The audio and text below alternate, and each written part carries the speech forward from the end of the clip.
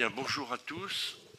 Je salue la présence de journalistes qui vont nous rejoindre. Il y en a déjà un de présent et des membres auditeurs de l'Institut du Sénat qui sont au poulailler. Mes chers collègues, mesdames, messieurs, la délégation aux entreprises du Sénat poursuit avec persévérance ses travaux sur la numérisation et la cybersécurité des entreprises. Je rappelle qu'après avoir élaboré en 2019 des propositions pour améliorer la numérisation des entreprises françaises, nous nous sommes inquiétés de la flambée des cyberattaques et de l'impérieuse nécessité de conjuguer digitalisation et cybersécurité. Ceci s'est traduit par le rapport de nos collègues Sébastien Meurant, Sébastien est là ce matin, et Rémi Cardon, intitulé « La cybersécurité des entreprises, prévenir et guérir, quel remède contre les cybervirus ?» qui a été adopté en juin dernier. Ce sujet a été évoqué à nouveau largement lors de la 5e journée des entreprises que nous avons organisée au Sénat le 21 octobre dernier, à laquelle certains d'entre vous ont participé. Tant dans notre rapport que lors des échanges du 21 octobre, le sujet majeur de l'assurabilité a été soulevé. Parallèlement se pose la question du paiement des rançons, éventuellement demandées lors des attaques. Faut-il rendre leur paiement illicite ou non ? Quels risques les assurances doivent-elles et peuvent-elles couvrir? Dans quelles limites et conditions? Où en sont nos partenaires étrangers à cet égard? Et où en sont les réflexions et pistes de proposition du groupe de travail lancé en juillet dernier par le ministère des Finances? Je souhaite que notre débat prenne pleinement en compte les enjeux concrets, juridiques, technologiques, financiers pour les entreprises, quelle que soit leur taille. C'est pourquoi je propose de vous donner la parole, en commençant par M. Stéphane Blanc, fondateur et président d'Antemet A, spécialiste de la gestion de la donnée d'entreprise et de la cybersécurité. Lors de la table ronde de notre journée des entreprises consacrée à ce sujet, vous aviez souligné l'importance de l'assurance risque cyber pour les entreprises. Monsieur Blanc, vous pourrez nous faire part de votre expérience de terrain et des conclusions que vous tirez. Je propose de donner ensuite la parole à Monsieur Christophe Delcamp, directeur adjoint au pôle assurance de dommages et responsabilités de la Fédération française de l'assurance, FFA. Monsieur Delcamp, vous êtes également intervenu lors de cette journée des entreprises et vous avez appelé de vos voeux, je reprends vos termes, l'organisation d'un débat sur l'assurance cyber, car de nombreuses idées reçues méritent d'être confrontées à des réponses réalistes. Vous voyez que votre souhait est aujourd'hui exaucé, vous pourrez développer les réflexions, la position de la FFA, dont je rappelle qu'elle est également membre du MEDEF. Vous pourrez d'ailleurs nous préciser si ces deux organisations soutiennent ou non les mêmes positions. Je propose de donner ensuite la parole à M. Lionel Corr, sous-directeur assurance à la Direction générale du Trésor. M. Corr, vous pilotez le groupe de travail sur l'assurance du risque cyber lancé par Bercy début juillet 2021. Ce groupe de travail devant rendre ses conclusions début 2022. Nous avons souhaité organiser cette table ronde afin de faire un point d'étape avant cette date. Vous pourrez nous expliquer où en est le calendrier des réflexions du groupe de travail ainsi que les orientations envisagées par le ministère des Finances.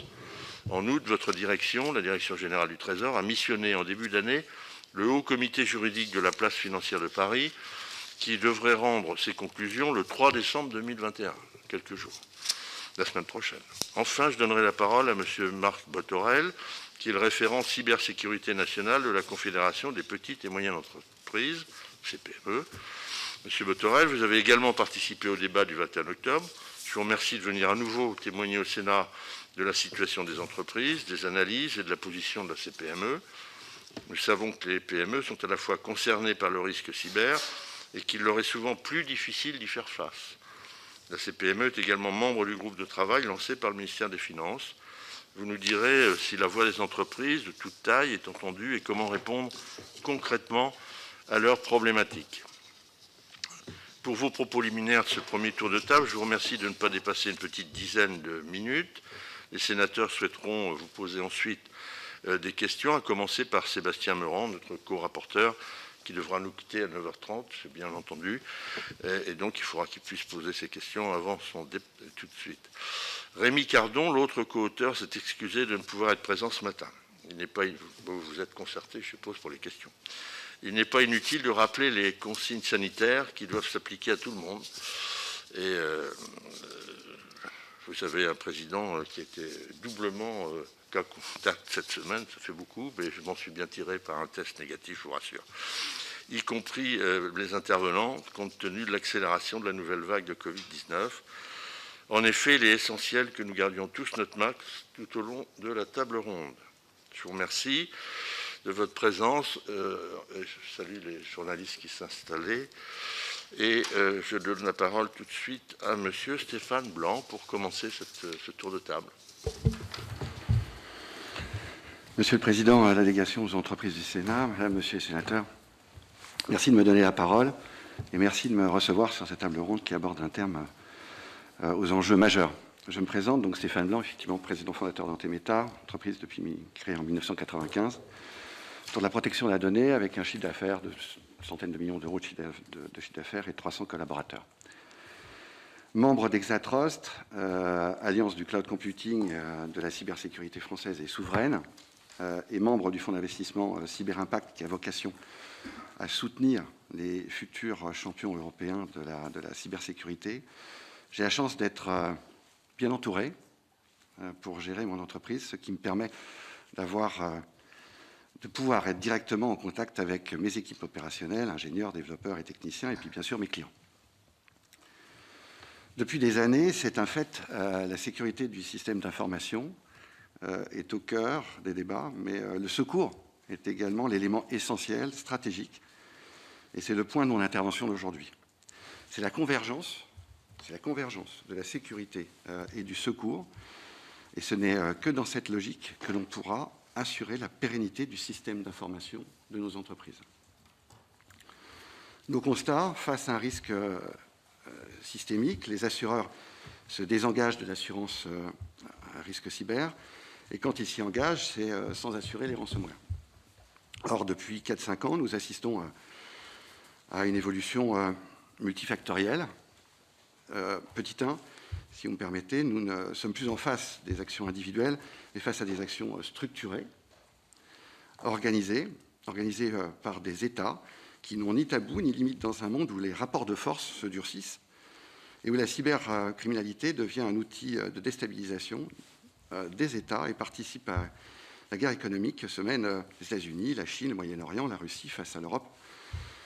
Et à ce jour, qui n'est pas organisé pour construire une quelconque défense, voire une contre-attaque.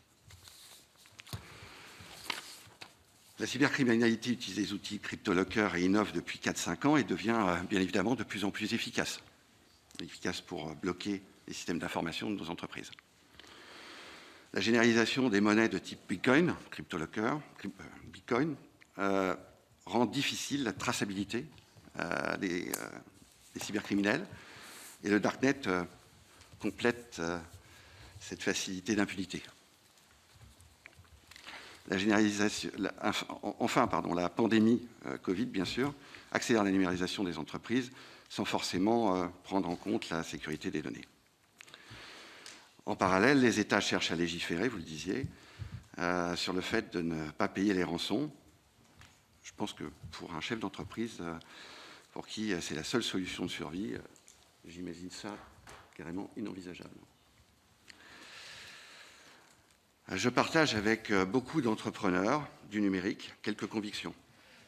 Bien évidemment, comme vous le disiez également, il y a une dizaine de jours, la question n'est pas de savoir si une entreprise est attaquée, mais bien évidemment quand. En revanche, le backup aujourd'hui et le plan de reprise d'activité est la seule solution qui permet de remettre à flot aujourd'hui une entreprise qui a été cryptoloquée.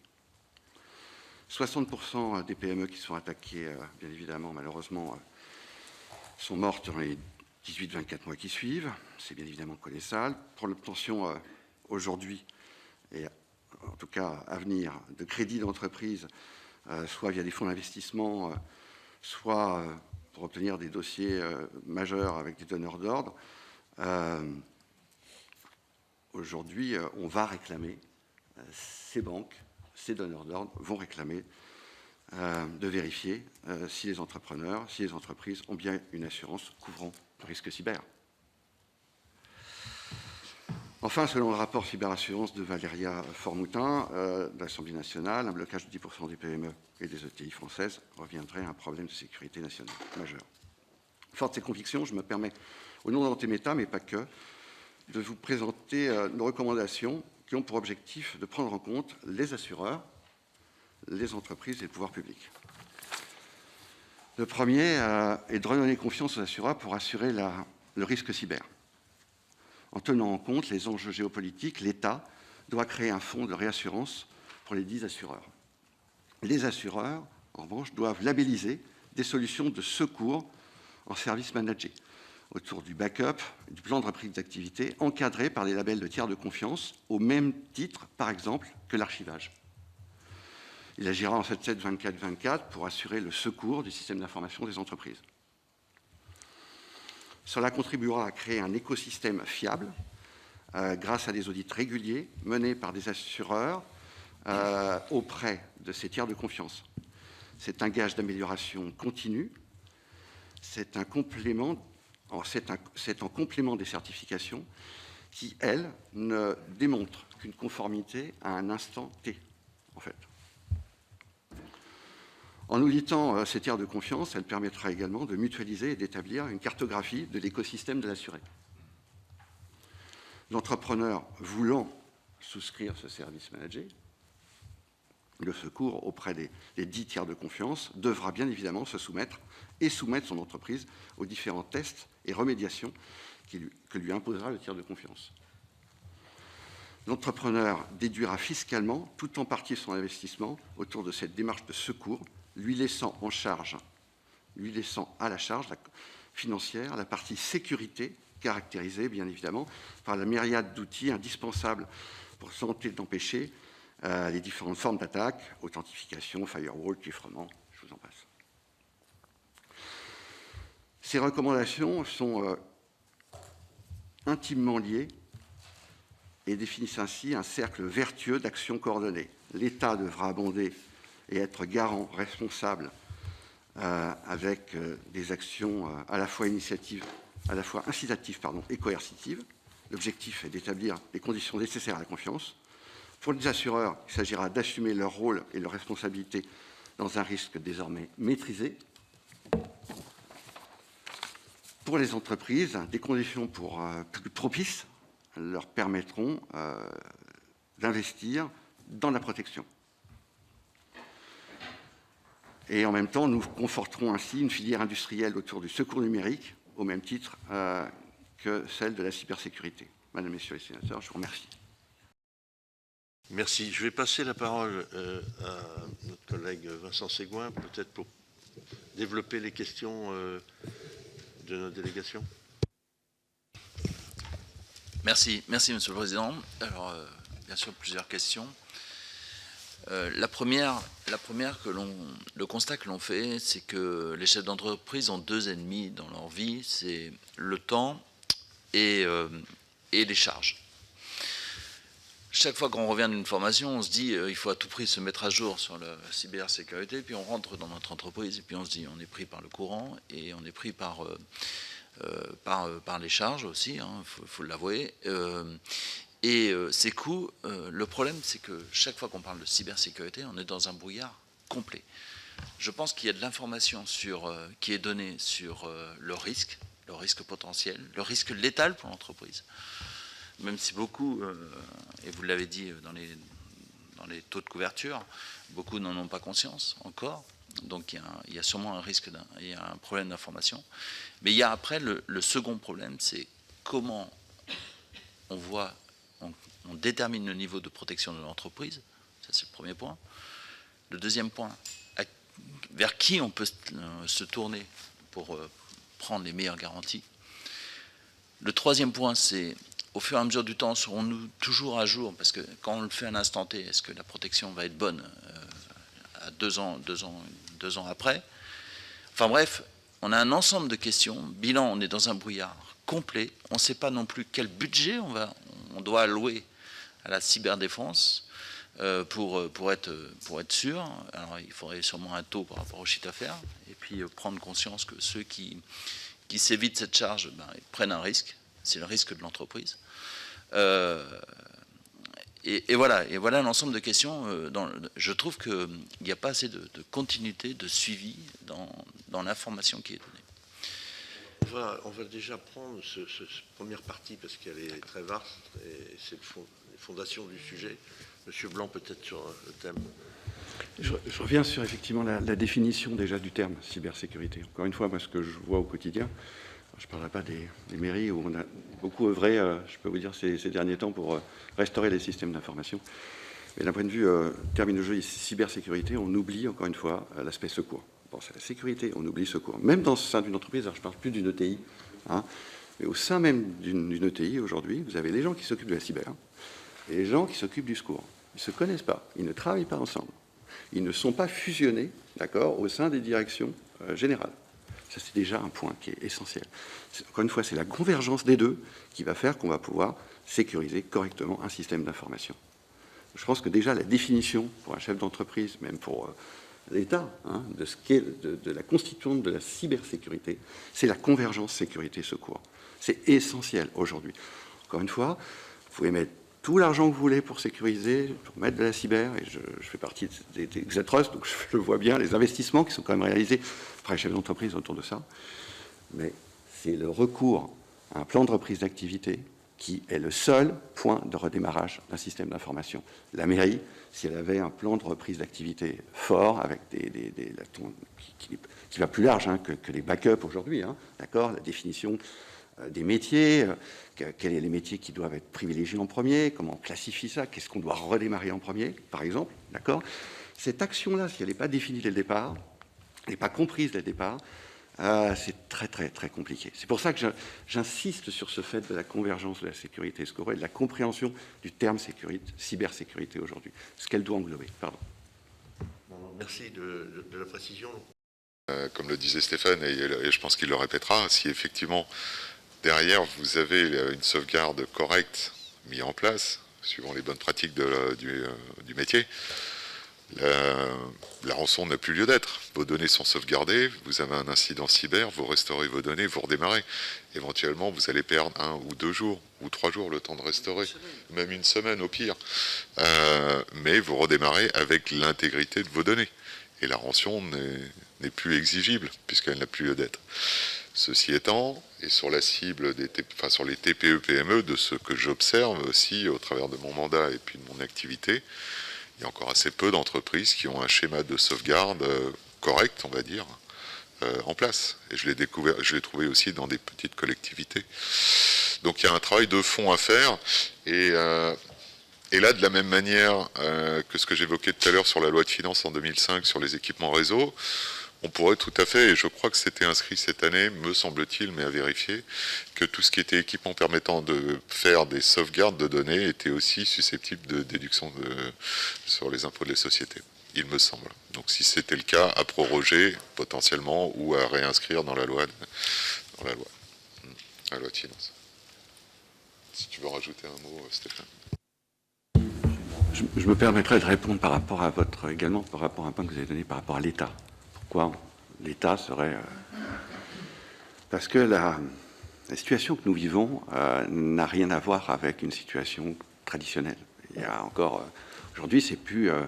encore une fois, ce que je disais en préambule, c'est plus quelqu'un ou un individu en Russie ou en Afrique de l'Ouest qui attaque une entreprise. On est en face de structures qui sont sécurisées par les États, d'accord, parce qu'ils s'en servent également, d'accord. Et donc, on est en face de nous des entreprises, avec des budgets qui sont mais pharaoniques. On ne se bat plus contre des individus, on se bat contre des structures qui sont protégées par des États. Donc, on est en guerre.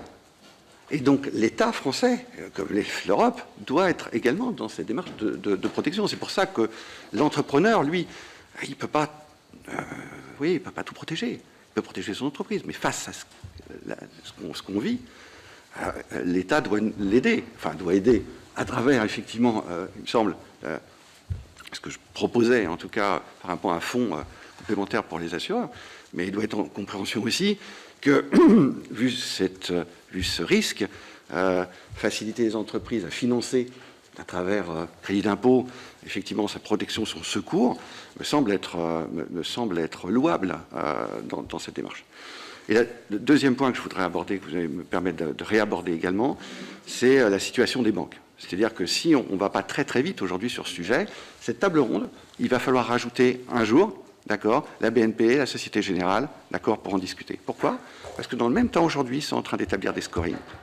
Les banques sont en train d'établir des scorings sur les entreprises. D'accord? Alors, scoring, c'est quoi? OK, si, ça, votre société sur l'écologie, tout ce qui passe, bien évidemment, par le rôle et les devoirs, et puis on arrive sur la partie cyber, votre protection. Est-ce que vous avez une assurance risque cyber? Non, j'en ai pas. Dans combien de temps les banques vont dire, monsieur, je ne vous prête pas, ou je vous prête dans la limite de ça? Idem sur les fonds.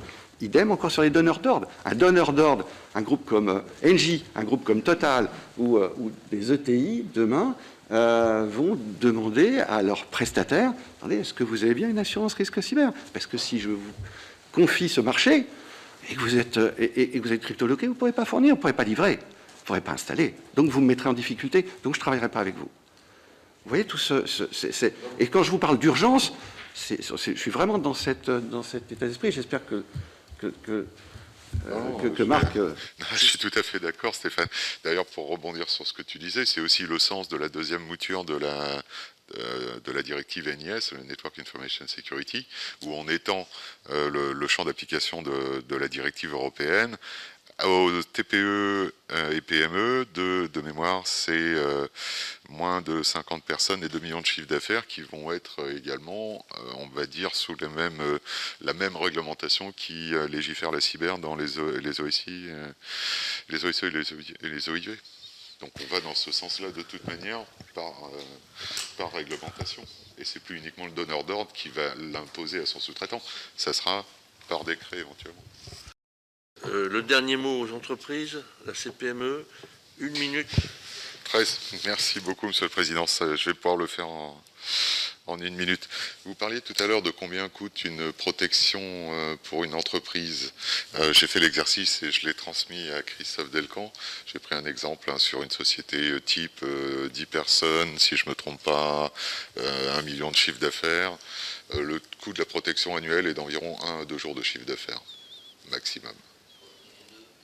1 à 2 jours d'un de chiffre d'affaires de l'entreprise, maximum. Dans l'état actuel on va dire des technologies, des prix et de ce qui est nécessaire à mettre en place dans une petite infrastructure d'une petite société, qui est une fois encore la majorité de nos sociétés en France. Donc je ne parle pas des grands groupes, là, en l'occurrence. Ça, c'est la première chose. La deuxième, c'est on parlait d'assurabilité, on a déjà eu le sujet, on l'évoque aussi dans nos groupes de travail, et on a parlé du rating. Bien évidemment, les petites entreprises n'ont pas les moyens de faire un audit 27001 pour être conforme, tout simplement. Mais pour autant, on peut avoir une base minimum qui permettrait, et là je me retourne vers la FFA, et vers vous, Monsieur Corr, c'est de s'appuyer justement sur des professionnels pour déterminer le niveau d'assurabilité, ou en tout cas sur des éléments ou un sous-ensemble du 27001 qui serait plus simple à aborder, mais qui permettrait déjà d'avoir une évaluation du risque résiduel à transférer sur la cyberassurance. Le dernier point que je voudrais évoquer, puisque je fais partie du groupe de travail de l'Observatoire de la menace, qui a été une mission qui a été donnée à cybermalveillance.gouv, la grosse difficulté aujourd'hui que l'on a, c'est le déclaratif. On a une vision assez faible des attaques dans la cible TPE-PME. C'est une honte pour eux de s'annoncer comme ayant été attaqués. Or, aujourd'hui, quand on voit les attaques de supply chain, c'est pas nécessairement leur... Ça arrive à tout le monde. C'est comme d'attraper un coronavirus parce qu'on est dans une assemblée. Donc, je pense que là, il est nécessaire d'avoir un mécanisme, et je ne sais lequel, de façon à ce qu'on ait ces remontées de terrain sur cette grosse masse d'entreprises que sont les TPE-PME en France, pour avoir une vision plus exacte du niveau de la cybermenace. Par quels moyens, je n'en sais rien. Il y a eu des suggestions dans le rapport de la députée en disant il faut forcer les personnes qui ont une cyberassurance à faire la déclaration. Est-ce que c'est suffisant vu le taux de cyberassurance des petites entreprises? Il faut trouver un moyen anonymisé, bien évidemment, pour éviter ce phénomène de honte, d'être attaqué, de pouvoir remonter ces informations de terrain pour avoir une image juste dans cet observatoire de la menace, qui nous permettra là aussi de prendre des décisions éclairées, alors qu'aujourd'hui, comme on disait, on est en train d'apprendre. Et on n'a pas toutes les informations nécessaires pour prendre les bonnes décisions potentiellement. Merci. On est obligé de clore maintenant cette table ronde, puisqu'on en a une qui commence dans 1 minute. sur le commerce extérieur. Merci, messieurs, de votre participation.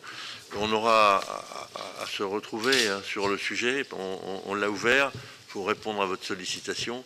Merci, Monsieur Corr, de vos interventions. On attend avec intérêt, tout d'abord, le rapport de la semaine prochaine de la part de la place de Paris, et puis les conclusions de votre groupe de travail en début d'année, comme vous l'avez indiqué. Donc merci à chacun de votre participation, et on reviendra sur ce sujet d'importance pour le tissu économique de notre pays. Merci beaucoup.